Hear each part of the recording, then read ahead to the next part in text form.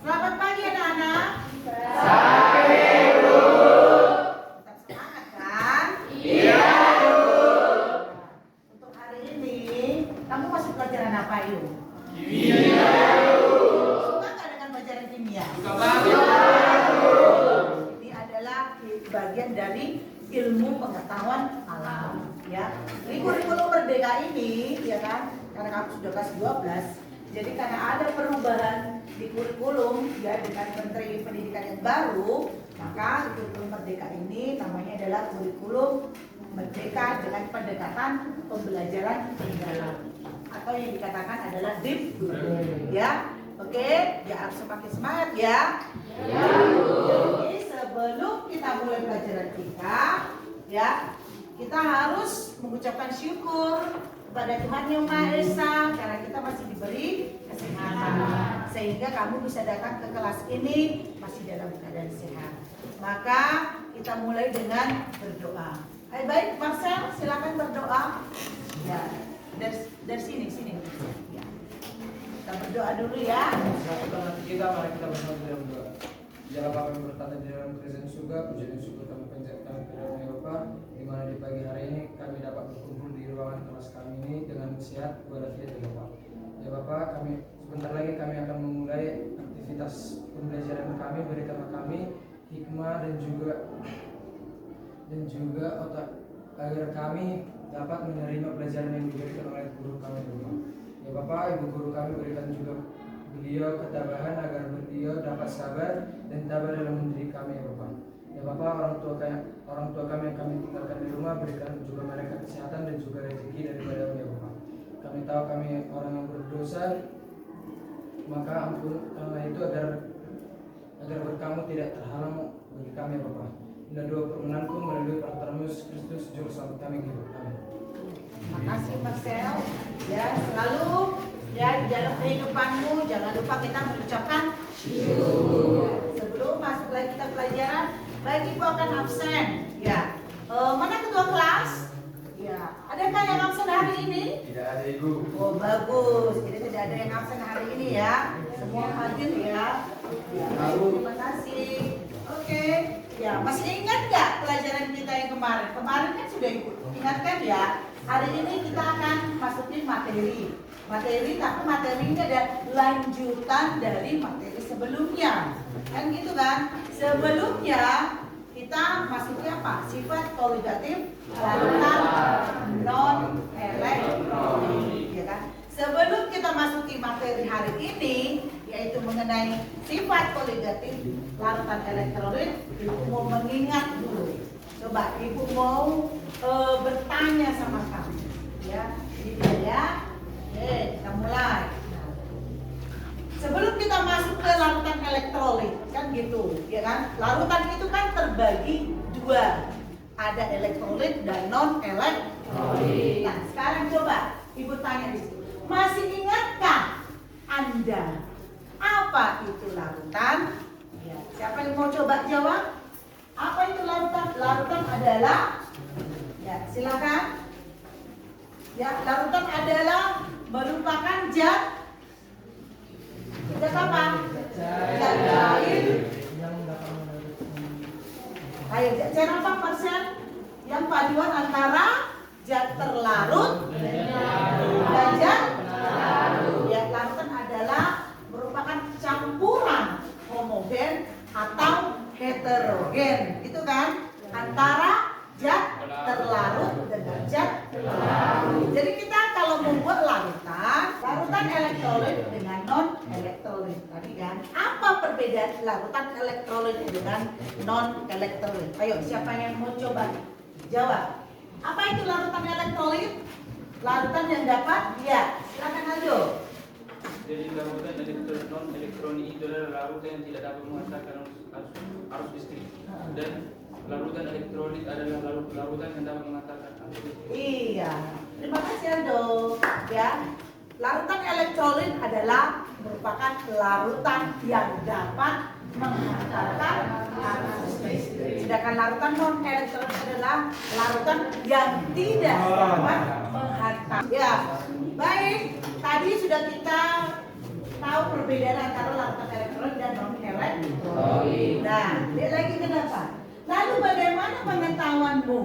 Ayo, mengenai ikatan kimia, kepolaran molekul dan perusak. Semua ini materi ini sudah kamu pelajari waktu kelas berapa, yuk? Kelas Iya, kelas 11 ya. Jadi yang materi yang 3 ini merupakan prasyarat kamu memasuki supaya bisa memasuki apa? Materi sifat koligatif larutan, ya kan? Jadi coba ini sebelum menerangkan lebih jelas tentang sifat koligatif larutan elektrolit, kita terlebih dahulu mendengarkan rekaman dari podcast ya, podcast dari YouTube yaitu mengenai larutan elektrolit dan non. Coba diperhatikan ya. Kita akan membahas materi tentang larutan elektrolit dan non-elektrolit. Nah, tapi sebelumnya, mari kita perhatikan fenomena berikut ini. Pada musim hujan, beberapa wilayah di Indonesia sering dilanda musim banjir karena curah hujan yang sangat tinggi, sehingga banyak menenggelamkan rumah penduduk. Nah, menyikapi kondisi banjir, pihak PLN segera mengambil tindakan cepat dengan memutuskan aliran listrik yang menuju ke arah transformator atau trafo yang terendam air banjir. Nah, tahukah teman-teman mengapa pihak PLN mengambil tindakan tersebut? Apakah air banjir dapat menghantarkan arus listrik sehingga dapat membahayakan penduduk? Atau pernahkah teman-teman mendengar informasi tentang larangan menangkap ikan menggunakan cara menyetrum? Larangan ini dilakukan karena penangkapan ikan dengan cara setrum dinilai mengganggu kelestarian sumber daya ikan, merusak lingkungan, dan membahayakan nelayan itu sendiri. Ketika nelayan mencari ikan di sungai atau di laut dengan cara menyetrum, di sekitar alat setrum tiba-tiba muncul banyak ikan yang berlubung karena mati.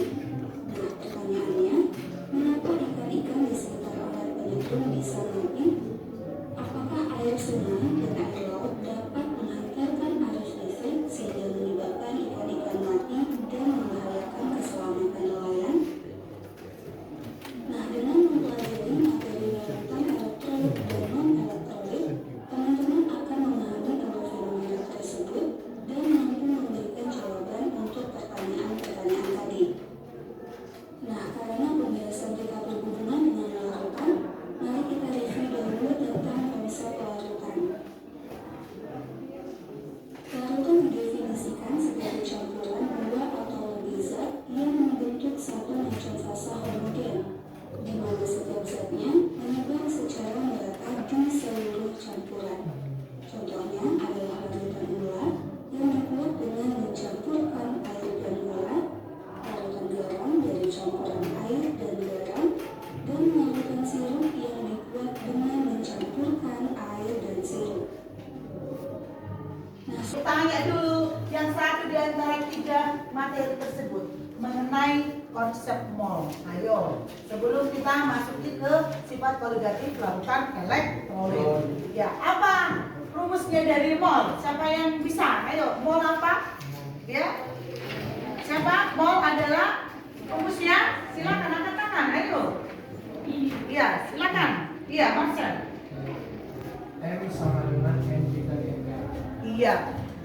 Mol adalah N, artinya N itu M, gram zat terlarut dibagi mR. Itu dia. Itu kita pakai juga nanti di rumus untuk menghitung keempat sifat koligatif larutan. Baik, ya. Itu tadi persyaratnya ya. Maka kalau kita hubungkan ke kehidupan sehari-harimu atau ke pengetahuan yang lain, apa kegunaan sifat koligatif itu? Nah, ini coba ayo ini tanya, apakah Anda mempunyai teman atau kerabat, artinya kerabat keluarga yang mempunyai penyakit tekanan darah tinggi? Ada nggak? Ada. Siapa? Orang tua. Iya, orang tua ya, yang rata-rata sudah umurnya sudah tua, itu rata-rata juga kena tekanan darah tinggi. Jadi pasti menyarankan, dokter pasti akan menyarankan supaya diberi apa? Konsumsi garamnya dikurangi, ya ya kan? Konsumsi garam pasti dikurangi. Kemudian yang kedua, mengapa pedagang es menaburkan garam dapur? Garam dapur itu ya kan? Ke tempat penyimpanan esnya. Siapa yang tahu? Ayo. Ya, kenapa? Apa sebabnya garam itu kita masukkan ke dalam es itu? Makanya kalau kita cicipin esnya itu rasanya apa? Ada asin-asinnya kan? Ayo. Ya, silakan. Kenapa, Nak? Iya, agar esnya tidak mudah tahu ya kan? Berarti dia bisa mempertahankan suhunya supaya apa? Betul-betulnya tidak cepat menurun. Gitu ya, Nak ya. Maka itu. Terus yang ketiga, tentunya ya kan? Tentunya peristiwa-peristiwa yang di dalam kehidupan sehari-hari kita hubungkan dengan pengetahuan lain, ya kan? Itu pasti akan ada hubungannya dengan sifat-sifat kualitatif larutan. Jadi contoh lainnya adalah di perusahaan industri, ya, sifat-sifat kualitatif larutan ini juga dipakai. Kemudian juga dipakai ke farmasi tadi, farmasi di obat-obatan seperti garam Inggris, ya kan? Apa garam Inggris di situ? Garam Inggris adalah fungsinya untuk mencuci perut. Itu juga digunakan sifat-sifat dari kualitatif larutan. Ya, kalau kita hubungkan ke pelajaran yang lain ya, atau ke pengetahuan yang lain, maka kita akan masuki sekarang adalah namanya sifat kualitatif larutan elektrolit. Tapi sebelum ke situ, ingat lagi apa sifat kualitatif larutan kemarin? Ya, ada 4 kan? Ya. Siapa apa aja itu? Penurunan tekanan uap. Kemudian naikkan titik. Kemudian penurunan titik beku. Kemudian yang belakang osmosis.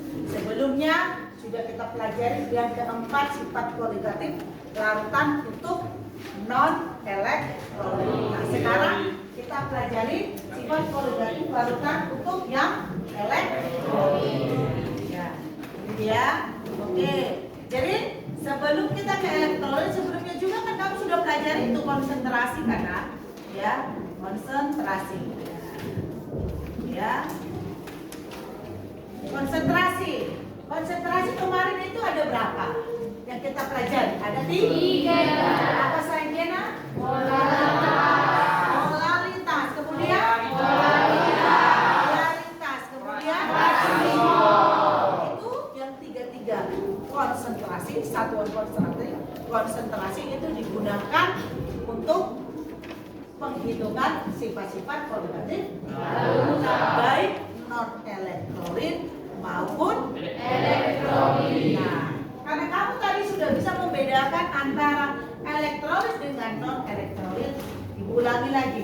Non-elektrolit larutan yang tidak dapat menghantarkan arus listrik. Sedangkan elektrolit dapat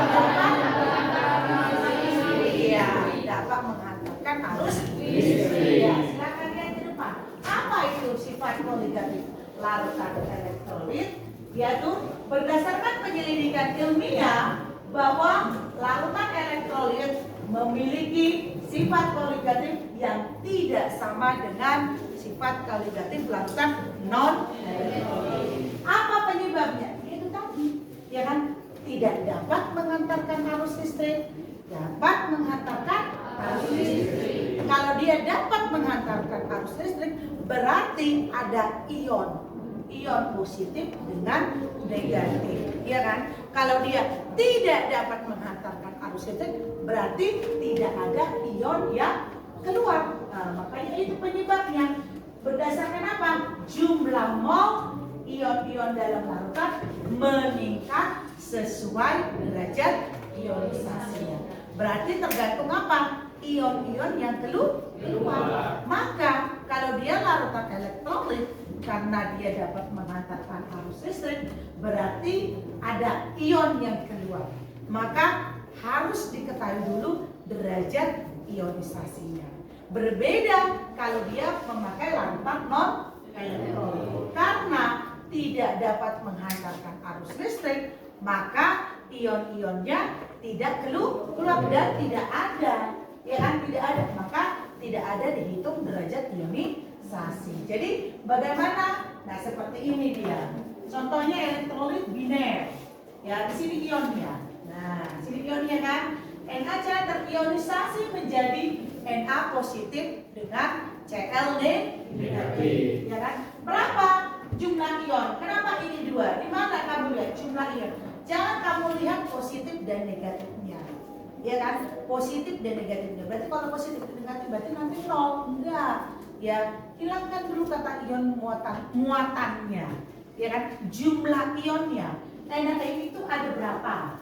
1. Cl itu ada berapa? 1. Berarti jumlah ionnya ada 2. Ya kan? Seperti itu elektrolit ternar juga seperti itu ya. Dihitung. Ini H2SO4 liquid ditambah 2H2O liquid menghasilkan 2H3O positif Aquades dan SO4 2 negatif Aquades, ya kan? Jadi kalau kita tambahkan ionnya 2 ditambah 1, maka jumlah ionnya berapa?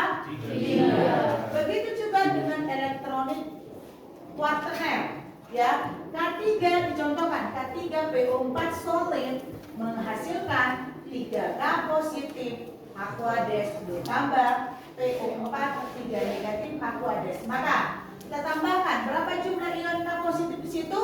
3. PO4-nya berapa jumlah ionnya? Maka kalau dijumlahkan jadi berapa? 4. Nah, untuk larutan elektrolit ini perbedaan sifat koligatif larutan elektrolit dengan non elektrolit adalah pada Van Hoff. Nah, Van Hoff ini harus dihitunglah jumlah ion.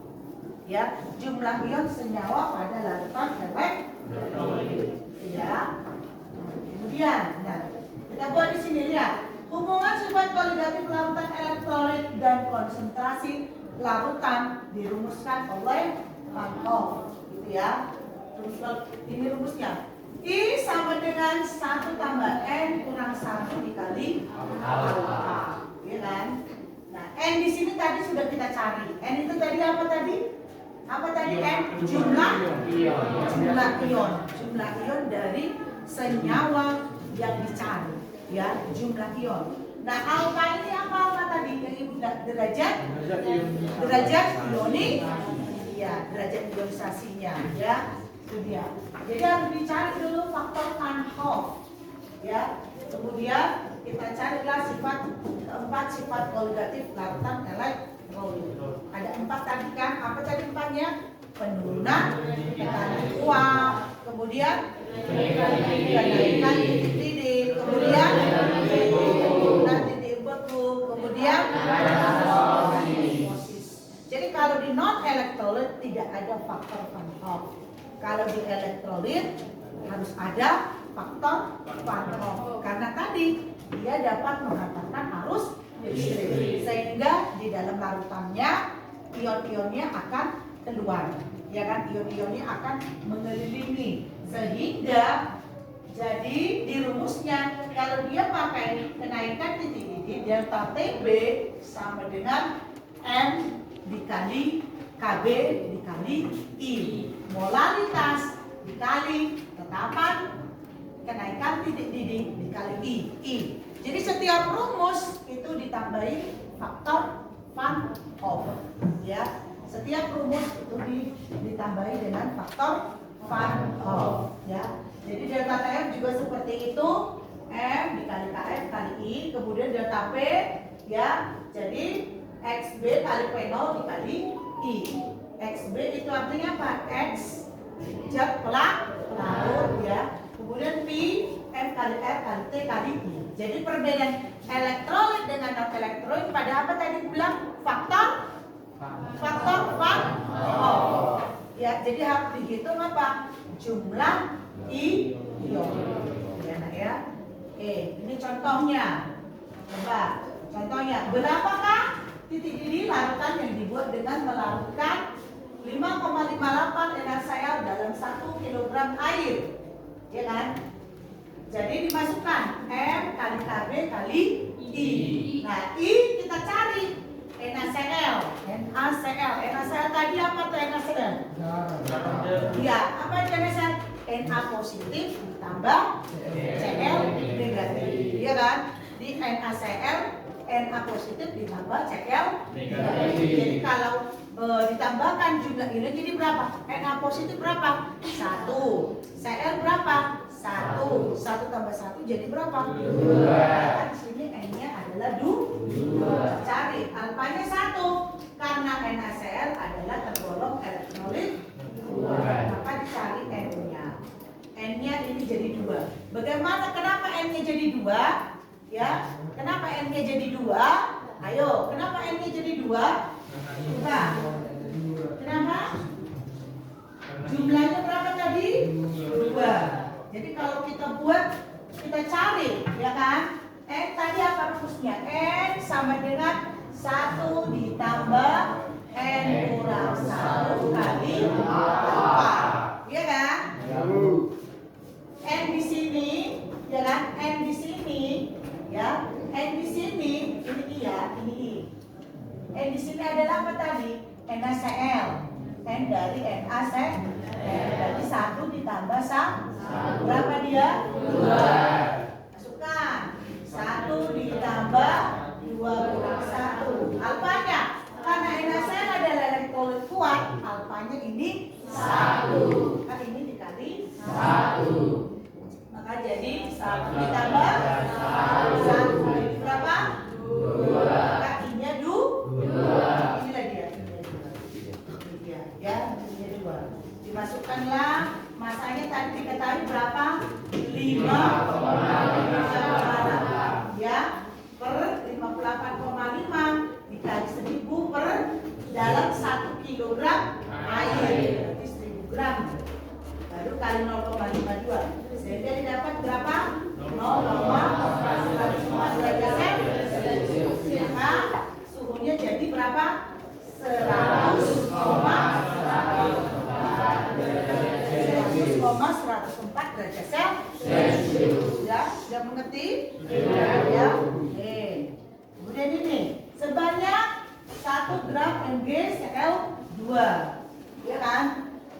Ternyata membeku pada suhu, ya kan? Membeku dilakukan dalam 500 gram air, ternyata membeku pada suhu minus 0. Kita buat aja apa diketahui di situ? Ya, diketahui sebanyak 1 gram NaCl2. Berarti gram T berapa itu? 1 gram. Dilarutkan ke dalam 500 gram air. Berarti gram P. Ya, berapa gram P? 500 gram. Ternyata membeku pada suhu. Apa? Membeku pada suhu. Berarti apa? Berapa? Lalu minus 0,115 derajat Celcius. KF-nya 1,86. Baru tentukan, ditanya apa? Derajat ionisasi apa rumusnya? Ayo itu dia.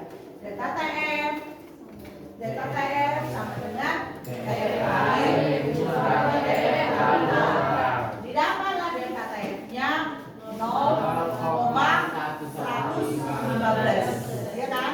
Tadi TF air kan ini titik beku air berapa? Titik beku air 0 derajat Celcius. Titik beku ya. Baru TF larutannya berapa? Minus 0,115. Sehingga didapat delta TF-nya 0,115. Nah, I-nya itulah nanti mau kita cari, ya kan? Cari dari alfanya kan, kita buat ini dalam bentuk I biar lebih mudah ya. Masukkan delta TF tadi didapat berapa? 0,115 sama dengan masanya diketahui tadi berapa? 1 gram per ml-nya dicari berapa? 95 kali 1000 per 500 kali KF-nya sudah diketahui 1,86 dan sehingga didapat I sama dengan berapa? 2, I apa tadi jadi rumusnya 1 tambah kali alfa. Ya, sehingga dapat alfanya adalah 0,9. Bagaimana? Sudah mengerti? Ya, ya. Kalau yang tadi yang nomor 1 adalah mencari titik didih. Ya, harus ada apa tadi? I. Ya kan, harus ada I. Yang soal nomor 2 kita cari apa tadi? Titik beku. Tetap harus kita cari I-nya. Ya kan? Kalau dia pakai elektrolit kuat. Jadi bagaimana dengan elektrolit lemah? Nah, elektrolit kan itu kan daya, karena dia memiliki daya hantar listrik. Ada daya hantar listrik. Berarti ada yang kuat, ada yang lemah. Contoh seperti lampu. Ya kan? Lampu kan ada yang terlalu terang. Ya kan? Ada yang ada apa? Ada redup. Seperti gara-gara apa itu? Ya kan? Yaitu dia kekuatannya. Berarti ada yang kuat, ada yang lemah. Ya kan? Itu ya, ada yang kuat, ada yang lemah. Kayak si Theo. Ayo kalau kita apa? Kalau kita bandingkan antara si Theo dengan si Triwi. Mana si Triwi? Siapa lah si Alfredo? Kalau orang itu main kekuatan, main apa? Main dorongan. Ya kan? Siapa menurut kamu siapa yang paling kuat? Alfredo. Yakin? Ya pasti si Theo ya kan? Dari segi badannya udah pasti dia lebih besar dibanding si sama seperti elektrolit ini. Ya kan? Antara listrik ada yang kuat, ada yang lemah. Kalau dia kuat berarti dia terang, ya kan? Kalau dia lemah berarti dia redup atau kurang terang. Jadi sama seperti kalau mencari penghitungannya,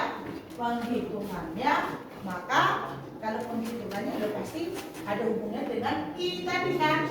Iya atau alfa yang derajat ionisasi. Elektrolit lemah.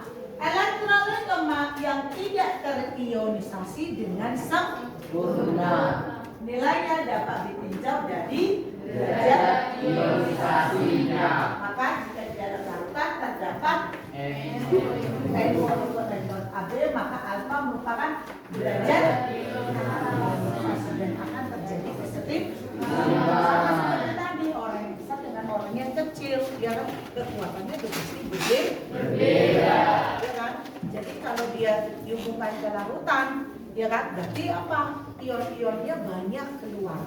Tapi kalau kita buat di dalam larutan kita nggak tahu. Jadi seperti larutan gula, ya larutan gula dengan larutan garam. Sama-sama larutan kan? Ya kan? Coba dulu imajinasikan dulu larutan gula dengan larutan garam. Larutan gula kalau kita aduk juga larut.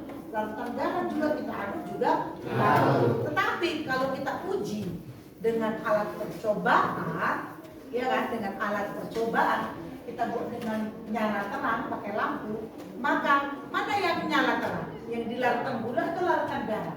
Larutan garam. Apa alasannya tadi?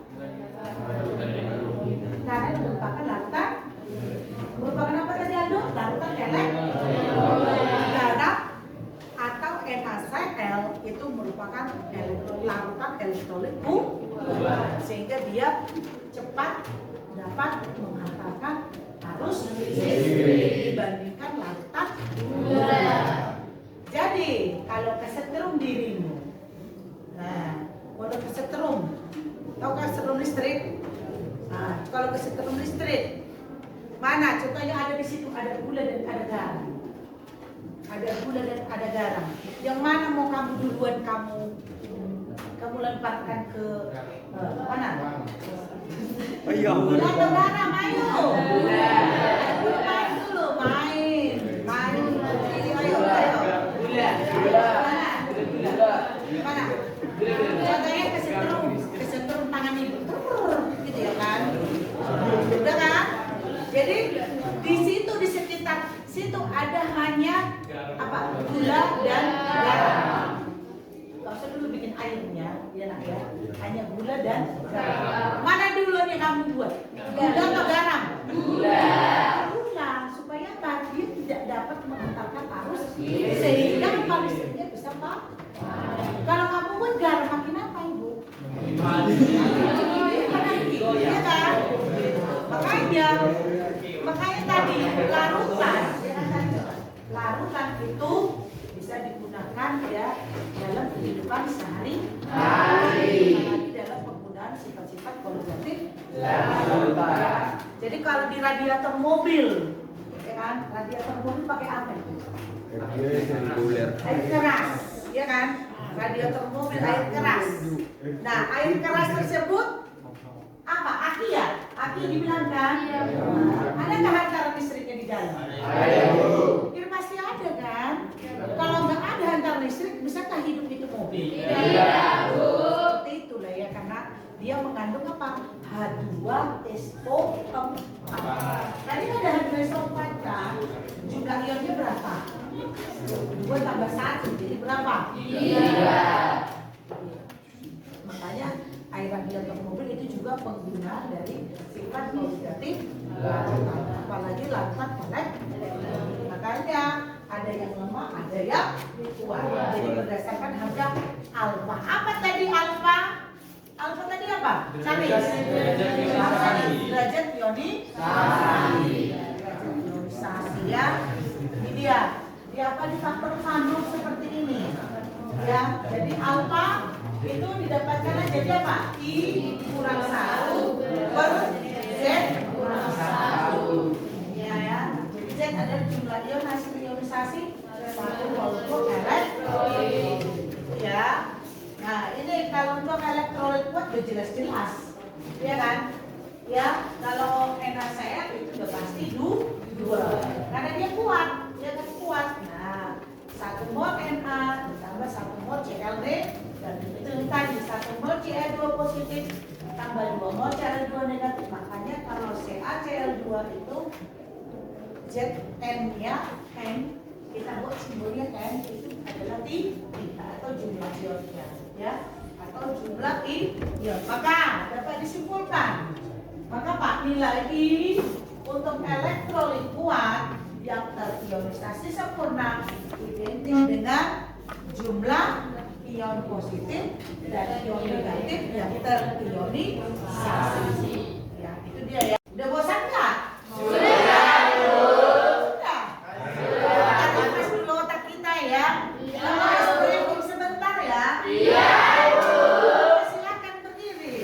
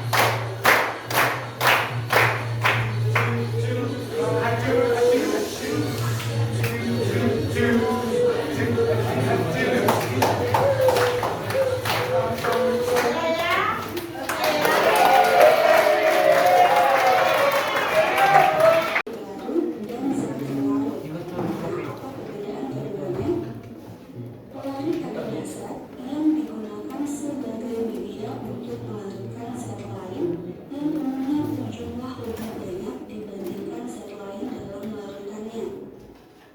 Sedangkan zat terlarut adalah komponen dari larutan yang memiliki jumlah lebih sedikit dalam larutannya.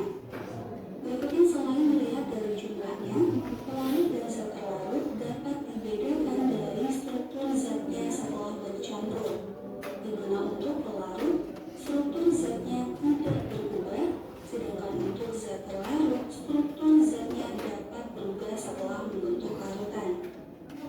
Sebagai contoh, misalnya kita mencampurkan 1 gelas air dengan 2 sendok gula sehingga menghasilkan larutan gula.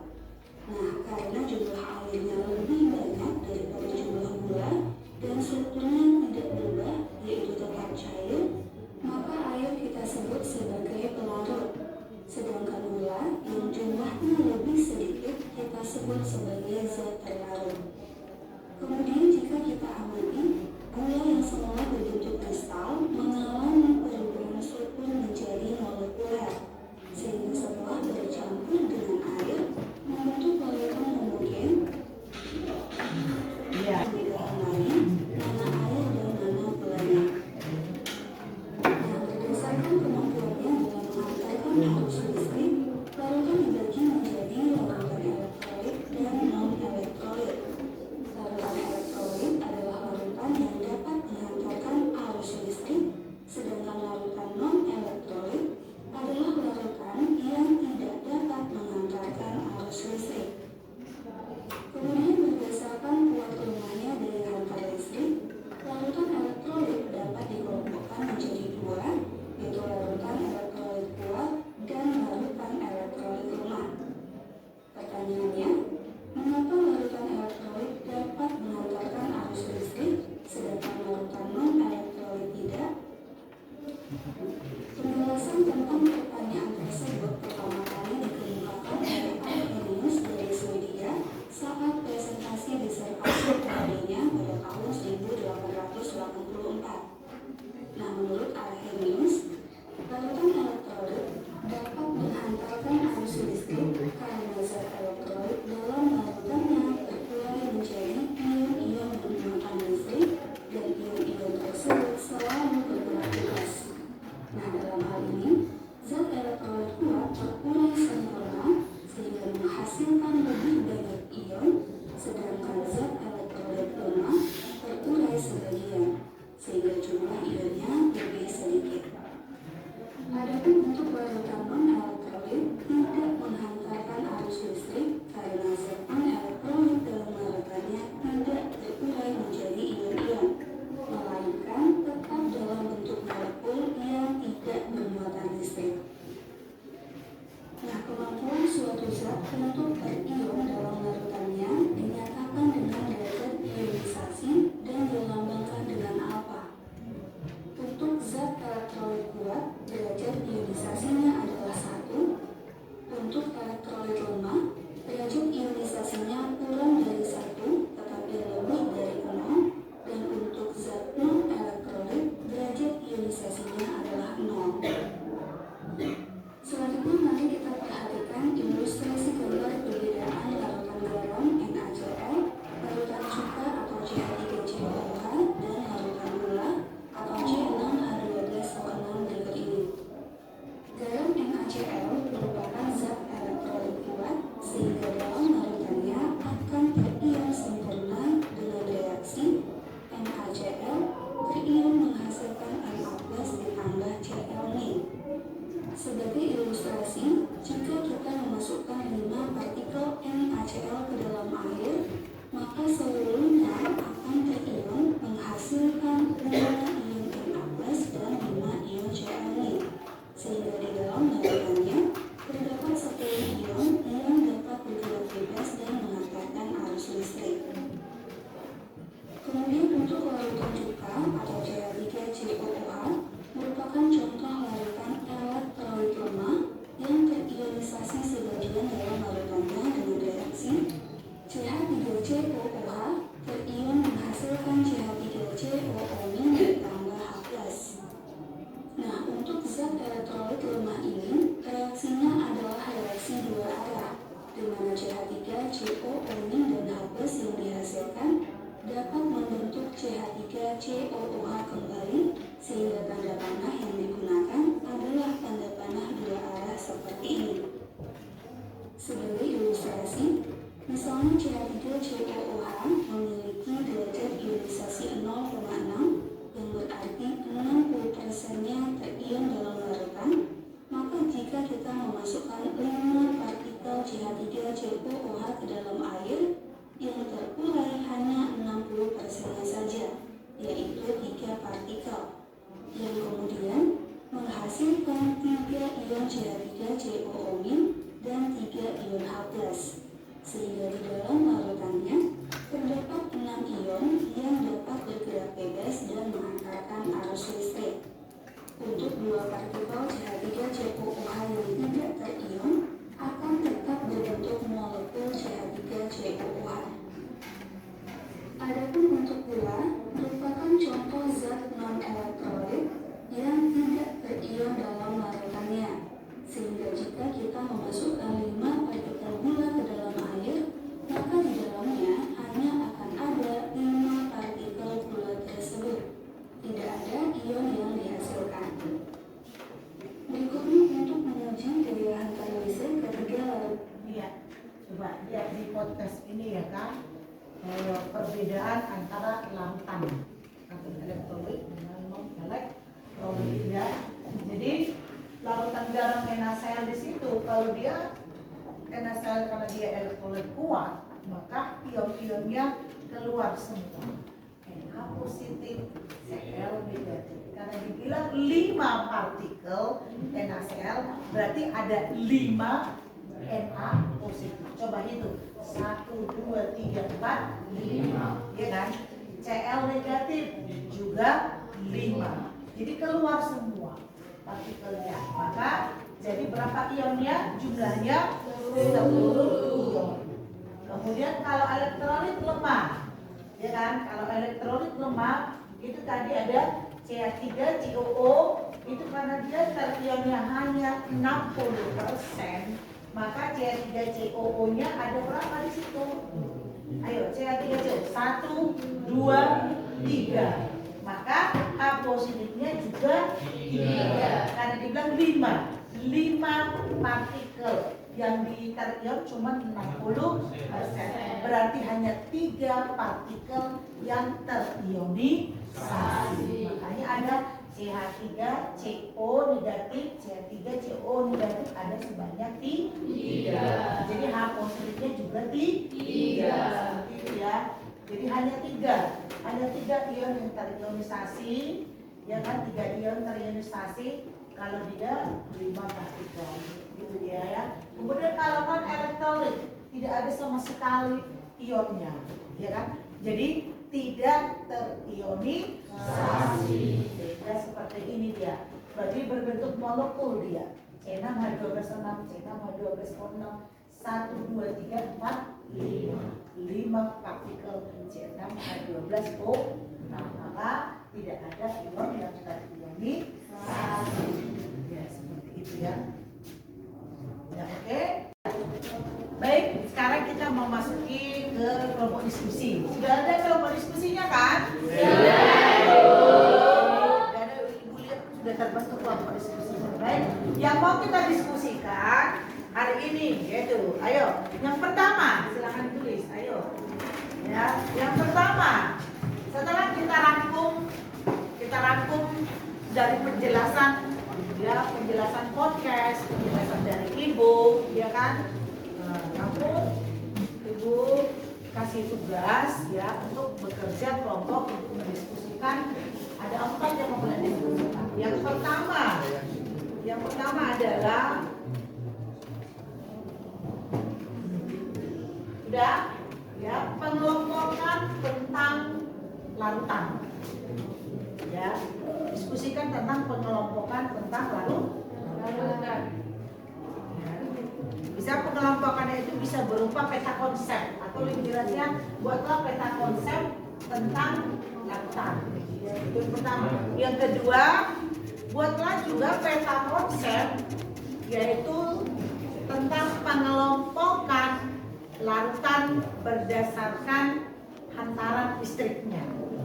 Ya, yang kedua, ya, hantaran listriknya. Kemudian yang ketiga yaitu peta konsep tentang sifat koligatif larutan. Ya. Sudah. Kemudian yang keempat yaitu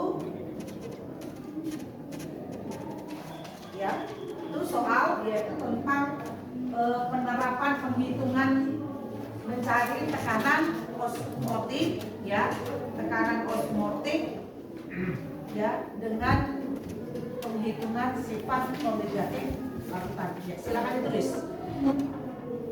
Tekanan osmotik darah pada suhu pada suhu 37 derajat Celcius adalah 7,7 atm atau 7,7 atmosfer.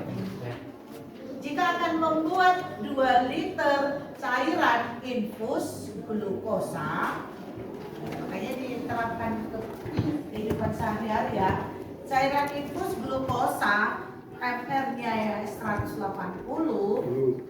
maka berapa gram glukosa yang dibutuhkan? Ada 4 ya yang mau didiskusikan ya. Baik, silakan diskusi kepada teman kelompok. Ya, sekarang kita akan presentasi. Ayo, kamu yang presentasi. Tadi udah dikasih diskusi kelompoknya kan? Baik, kita akan presentasi tentang diskusi kelompok kamu. Kita mulai dari kelompok siapa? Ayo, 1. Kita buat apa tadi? Peta konsep tentang larutan. Siapa yang mau ke depan? Kelompok siapa? Kelompok silakan. Kelompok dari homo. Ayo kelompok halogen. Ayo silakan ke depan.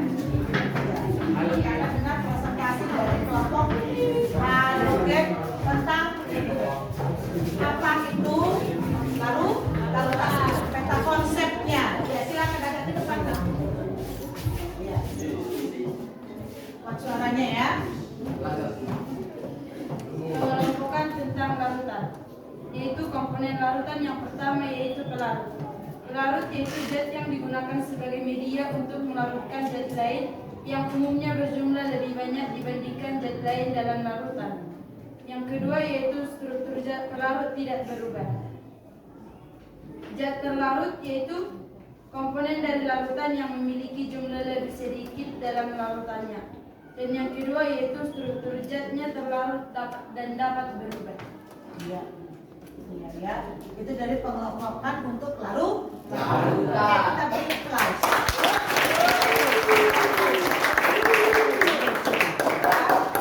Kita ke pertanyaan kedua. Pertanyaan kedua adalah peta konsep tentang pengelompokan larutan berdasarkan hantaran listriknya. Silakan kelompok karbon. Ya. Karbon. Ayo, harus takut berlomba ya. Semangat terus. Ya. Berdasarkan kemampuannya dalam menghantarkan arus listrik, larutan terbagi menjadi 2, yaitu larutan elektrolit yang dapat menghantarkan arus listrik dan larutan non-elektrolit yang tidak dapat menghantarkan arus listrik. Larutan elektrolit terbagi menjadi 2 juga, elektrolit kuat dan elektrolit lemah. Iya, itu dia ya. Yang pembagian larutan elektrolit dan non elektrolit berdasarkan hantaran listrik. Oke, beri kita.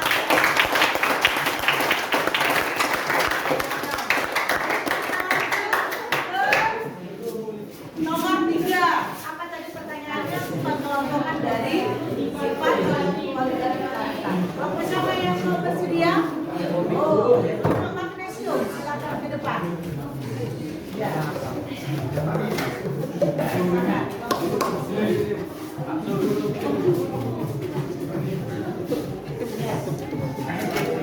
Silakan, kuat suaranya ya.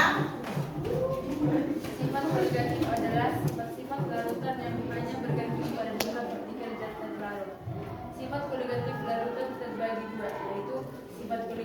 larutan elektrolit.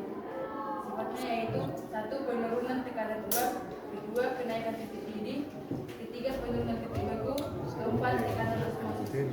Yang kedua, sifat koligatif larutan non elektrolit. Yang pertama, penurunan tekanan uap, yang kedua kenaikan titik didih, yang ketiga penurunan titik beku, keempat tekanan osmosis. Sifat koligatifnya sama, yang membedakan adalah besar pengaruhnya. Elektrolit sama dengan zat terlarut tidak terionisasi sehingga jumlah partikel sama dengan jumlah molekul zat terlarut. Faktor Van Hoff sama dengan I sama dengan 1. Non elektrolit, zat terlarut terionisasi menjadi beberapa bagian sehingga jumlah partikelnya lebih banyak. Van Hoff, I lebih besar dari 1. Iya, oke.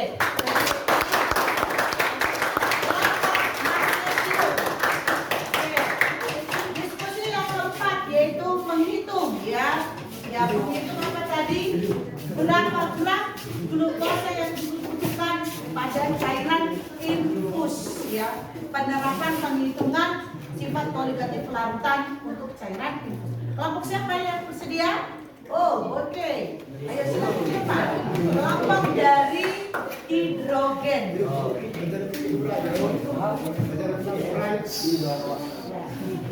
Karena penghitungan ini diskusi kelompok dari mereka. Yang lainnya juga udah diskusi kan? Dari cari. Kemudian kita sesuaikan dengan yang mereka dapatkan ya.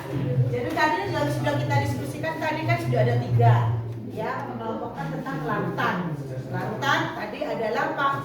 Zat terlarut dengan zat pelarut. Kemudian yang kedua tadi mengenai pengelompokan larutan berdasarkan hantaran listriknya. Ya kan, hantaran listriknya itu ada berapa tadi? 2. Elektrolit dengan non elektrolit. Elektrolit terbagi lagi menjadi berapa? 2. Elektrolit kuat dan elektrolit lemah.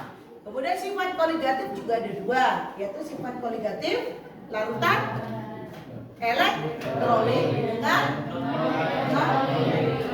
Ya kan, sudah ada kamu diskusi yang 3. Ini dari diskusi kelompok kita hari ini. Jadi sekarang ini untuk penghitungannya. Bagaimana kalau penghitungannya menggunakan cairan infus? Ya, cairan infus pada glukosa. Cairan infus ini sering digunakan di dunia farmasi atau juga bisa juga dunia kedokteran, yaitu untuk apa? Untuk menambah cairan yang ada di tubuh manusia bagi yang sedang sakit. Jadi keseringan cairan infus gula ini digunakan apa? Untuk menaikkan imun.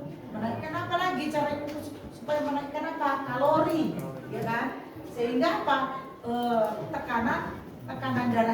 Tekanan darahnya menjadi tinggi ya. Jadi seperti itu. Jadi kalau penghitungannya bagaimana kan gitu. Tadi sudah Ibu terangkan mencari penghitungan keempat sifat koligatif larutan. Jadi kita lihat hitungannya mencari dari gram glukosa yang dibutuhkan. Tadi soalnya apa tadi? Tekanan osmotik darah pada suhu 37 derajat Celcius adalah 7,7 atmosfer. Jika akan membuat 2 liter cairan infus glukosa dengan MR 180, maka berapa gram glukosa yang dibutuhkan? Jadi kelompok apa tadi kalian kan? Hidrogen. Akan mempresentasikan, memaparkan hasil diskusi mereka dari soal tentang penghitungan sifat koligatif larutan dengan menggunakan tekanan osmosis. Ya, kita tunggu dulu sebentar lagi. Ya.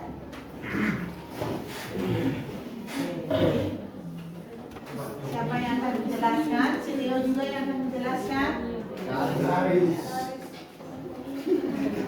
Tunggu ya. Jadi kalau kamu membuat kelompok, ya, jadi teman yang kurang mengerti akan lebih mengerti karena dengan cara diskusi. Oke, silakan. Kelompok hidrogen memaparkan. Saya akan menjelaskan hasil diskusi kami Diketahui soal yaitu tekanan osmotik pada suhu 27 derajat Celcius adalah 7,7 atm. Jika akan membuat 2 liter cairan timbus glukosa dengan mR 180, maka berapa gram glukosa yang dibutuhkan? Yang kita ketahui yang pertama yaitu P sama dengan 7,7 atm. Suhunya adalah 37 derajat Celcius. Volume glukosa yaitu 2 liter. Yang ditanya adalah massa glukosa. Jawab, P sama dengan molaritas dikali R dikali T dikali I. Dengan R sama dengan 0,082 liter atm per mol Kelvin. I sama dengan 1 ditambah jumlah ion dikurang 1 kali alfa. Glukosa adalah larutan non elektrolit yang memiliki alfa sama dengan 0 dan I sama dengan 1. Kita masukkan dengan rumus P sama dengan massa glukosa dibagi mR dikali 1 per volume glukosa dikali R dikali T dikali 1. 7,7 atm sama dengan massa glukosa dibagi 180 dikali 1 per 2 liter dikali 0,082 dikali 310 Kelvin dikali 1. M glukosa sama dengan 109,048 gram. Iya, oke, benar ya. Jadi